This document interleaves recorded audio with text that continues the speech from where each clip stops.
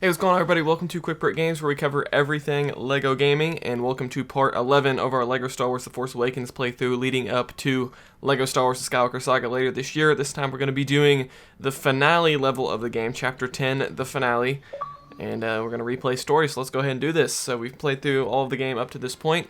Now, this isn't the last part of this series, because there's also an epilogue after this finale, so it's kind of confusing with the whole parts. I've talked about this in the previous episodes, but yeah, the finale, Chapter X. Alright.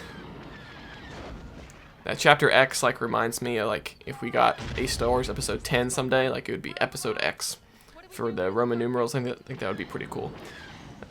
If that ever happens. If it does, it's going to be a really long time. But here we go. So now this level starts off in a vehicle section, just like the last level. So it's kind of interesting how back-to-back vehicle sections at the start of levels. So starting off here, you have to take out, what is it, like 15 or something TIE fighters here, so we'll take them out pretty quickly. We got 9 left. And it highlights them in these, like, red triangles, so you can spot what you have to take out pretty easily. Right there is a race. If you do that race, you can get a free mini-kit out of it, so, well, I guess it wouldn't be a free mini-kit, right, because you have to do a race to get it, but you get what I mean. You do the race, you get a mini-kit. Okay, so that's 7 left. Let's see, 6. And 5, and sometimes, like, they don't spawn in, or they spawn in some area that you're not looking at, so you can't find one for a while.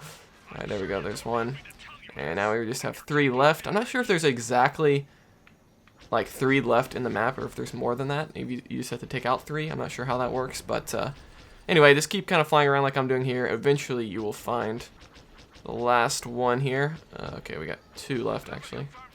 And, okay, where's the last TIE? Oh, there it is, okay. Oh, wait, no, that didn't count. What? I don't understand. Sometimes I'm destroying... Listen, destroying something else that's not a TIE fighter. I guess that's a possibility. Who knows what happened there. But, alright, so now we get a cutscene after doing that objective. There's YOLO Ziff. We talked about him in the last one. YOLO. I love his name. Is he in the movie? I guess he is. Did they actually say his name as YOLO Ziff? I know this guy's in the movie. Elo, I think his name is, or Elo. But yeah, here we go. This is very similar to Episode 4, where they have to, like, go into, like, the trenches of the Death Star, and this is, like, kind of the trenches of Starkiller Base. So yeah, again, that's kind of something I don't like about the sequel trilogy, is I think it copies the original trilogy, like, way too much. I know in Episode 8 and 9 it kind of strays a bit, but still, like, the basic layout of the sequel trilogy is basically like the original trilogy. And I think that was a huge mistake on Disney's part, just in my opinion. I think they could have made it like a cool mix of the original trilogy and the prequels. Like, I think they should have, there should have been like more Jedi than just Rey and Luke. I think it would have been cool if they had, like, you know, Luke had trained up a whole bunch of Jedi in the time between Episode 6 and 7, so you could have, like, the Jedi back again, so that way it would be sort of more like the prequels. I don't know, that's just kind of my opinion. I just didn't like how they kind of kept things so similar to the original trilogy. It's like, we already seen that before, let's do something new. But anyway, so we're closing in here on Starkiller Base, so we're actually going to get to destroy the main kind of segment of Starkiller Base here coming up. And I guess, you know, at the end of the last level, we destroyed Starkiller Base with Chewbacca planting those charges on those 4 different spots. And I thought that destroyed Starkiller Base, but apparently not, because now Poe Dameron have to go in here and kind of destroy the core, again, just like Episode 4, and sort of like Episode 6 in a way as well. So here we have to destroy these red, I don't even know what you call these red pipes, I guess, and it gives you kind of a percentage, so you're basically just going around in a circle. I think there's like a mini-kit in this area as well. You have to destroy those, like, red First Order logos, so make sure you don't destroy all of the red pipes if you're trying to get the mini-kit. But, okay. Here we go. 80%. I think they set it so you can only destroy so much of these red pipes under each go-around. I guess they don't want you to, like, destroy them all in, like, one little cycle here. They want to make you circle around so many times. And, alright, there we go. 100%. And that is going to be it for Starkiller Base. I always thought that was a cool shot there, like, of Poe Dameron and his, like, helmet shaking a little bit. I think that's pretty cool. The fuel cells have ruptured. The collapse of the planet has begun. Leave the base at once and come to me with Kylo Ren. It is time. It is time to complete his training. Alright, so Kylo Ren has not completed his training. Or completed his training. There's they got the ice cream guy back there again. And, alright. So now we're back here on the ground with old Rey and Finn here. And we're about to get into the final battle of the game, the moment we've all been waiting for. Oh. That was actually in the first ever trailer for this game. They teased Kylo Ren in Lego form, and they showed like he has trouble with his lightsaber, because you know in the movie it's kind of a good joke, because in the movie his lightsaber is like made in a different way to where it's like kind of like unstable. Alright, so I rated this one of the best boss fights, I believe, in one of my videos, and I kind of see what your guys' problem, like a lot of you guys disagreed with me. You said it was really bad. And I see, I like these moments where we're kind of button mashing, pushing up against Kylo Ren. But yeah, the main bulk of the fight, like right here, we can't do anything to Kylo Ren. It's literally pretty much just listening to dialogue and waiting for... See, like, and then you got the awkward... I've talked about this in the previous parts of the series. You have the whole awkward situation where sometimes if you have a lightsaber, he'll just pull out a blaster for no reason. And that's kind of a problem with a lot of the characters that have both a lightsaber and a blaster, like Finn and Rey. And see, like there, he's shooting his blaster. Like, why is he doing that? Get away from him! Okay, so there's a tree stump that falls over for us very conveniently. Oh man, we got some stormtroopers up here. They weren't in the movie during this scene, I don't think.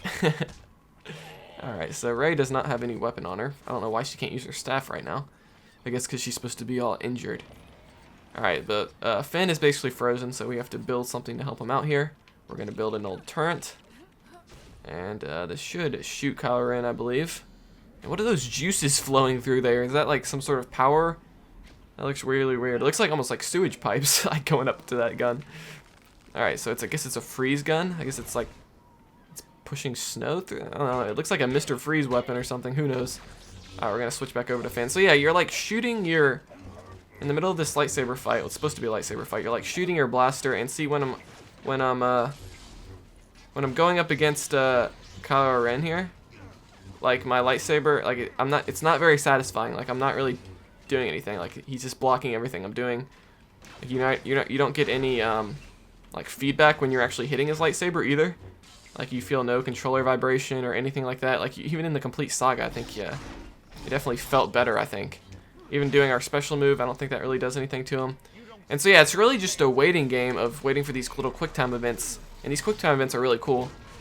But yeah, I completely understand why a lot of people don't like this boss fight. I can kind of see that now. But yeah, here we go. They're going at it. This is a pretty cool scene. Now, why couldn't the actual gameplay look like that? That would be awesome. I look at him just throwing Finn around. Dang, Finn just got wrecked. Absolutely demolished. Alright, so we got actually a cool little gameplay scene here coming up. So he's trying to pull Anakin's lightsaber. And here we go. Told you I'd take it from you. Something's wrong. Don't understand. I could just walk over and pick it up, but that wouldn't look as cool. I like how the lightsaber like hits him in the head. That would have been cool if that actually happened in the movie. Alright, so now we have Rey using Anakin's lightsaber, and now the real fight can begin. So if you remember in the trailers for this movie back in 2015, on all the trailers when it showed this final fight, like it showed Finn with the blue light with Anakin's lightsaber going up against Kylo Ren. So, and then it also showed that scene earlier on Takodana of Finn using the lightsaber. So, whoa, that was weird. My lightsaber looked like white there for a second. But yeah, in all the marketing, it looked like Finn was going to be like the Jedi of the sequel trilogy, but then it ended up being Rey. So that was kind of a plot twist. And then they really don't do too much with Finn in episode 8 and 9, especially episode 8. So yeah, it's kind of unfortunate. So now we can actually hurt him a little bit. Again, the lightsaber combat does not feel very good in this game. Like, I guess it's maybe not so much that this boss fight is bad, it's just the lightsaber combat in the Force Awakens game is bad. Like, it's just so, like, me slicing up these guys, like, look at her, she's pulling out her blaster randomly, like, why? It doesn't feel very satisfying when you're lightsabering them up. Like, again, I think it feels the best in the Clone Wars game. Look at this, we can't do anything. So you might as well not even attack him. Like, you might as well just kind of avoid him until, you know, we get to the quick time event. But I guess you do kind of have to attack him just to prevent taking damage, so I don't know. All right, here we go, the quick time event is happening. I will say, though, this is the best looking lightsaber fight in all of LEGO Star Wars, mainly because, you know, this is the newest game, so the graphics are going to be a bit better. But like, just the way the snow looks, the way the lightsaber glows in the snow, and it looks really nice. This is like a really good looking fight. So basically what you want to do here is switch over to Finn and grapple the tree that is kind of behind Kylo Ren, and that's going to cause the tree to fall on him, or the snow to fall on him. And that will kind of progress the boss fight a little bit. And I think he just kind of retreats. Yeah, he just kind of leaves the boss fight now. And so this is going to allow Rey to get up here. We can now begin to push this giant boulder. Okay, come on, or whatever this is, ice. Okay, so Finn it now walks really slow. So at the beginning of the level, you know, Rey was walking slow. Now we got Finn walking slow. I guess after you get destroyed by Kylo Ren, you just start walking slow. Who knows? Alright, so let's go ahead and push this. And this is going to cause a big avalanche to happen, which is a really cool sequence. And look at this, there's like lava like at the center of, or some sort of fire or something at the center of Starkiller Base. Always kind of like that. Kind of reminds me of Mustafar a little bit. And alright, so we made it across here, and there's going to be this little wall jumping section, so we actually need Rey's lightsaber to get up here. How does Finn get up there? Is there a way for him to get up? I'm not totally sure, but we're going to go ahead and fight Kylo Ren here anyway. There must be another way if you're playing co-op for him to get up. I'm not totally sure, and to be honest, I don't really care how he's supposed to get up. We're just trying to beat this level, trying to take out Kylo Ren right now. Alright, here we go. This is a really cool shot too, look at that. Keep striking at me. Surrender to it. Yes. Yes. That's it. And alright, that is it for Kylo Ren in the finale level. So yeah, I told you guys this would be a shorter level, and the epilogue is actually pretty short as well, so these last two parts are probably going to be under 20 minutes, which I think is a good thing. I don't like really going over 20 minutes. Some of these levels were really long. Like I know the third level, or the fourth level of this game is really long, and a few others are pretty lengthy, but I think this is a good length for a level and a good length for a video overall. And so yeah, we just kind of leave Kylo Ren there, but he does end up escaping somehow. And I guess Snoke gets him off Starkiller Base so he can complete his training somehow. There we go, Starkiller Base is no more. Very similar to the ending of Episode 4, once again. But yeah, that's going to be it. And here, the Millennium Falcon is going to be landing here, and everything's all good. I like how there's a picture of young Han Solo and Leia there. And there's old Leia right there. And yeah, so that was pretty cool. I like that quick time event at the end. And I will say the Kylo Ren voice acting there at the end did not sound like Adam Driver. I don't think they got Adam Driver for this game, because that did not sound like him. So yeah, that was a bit unfortunate. But Adam Driver kind of has a unique voice, so I imagine it's pretty hard to find a voice actor who can sound like just like him. Find Master Luke how?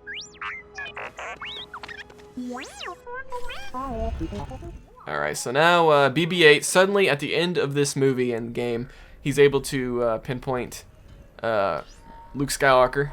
And there we go, the map is now complete. And, oh look, there we go, C-3PO said it, the map is complete.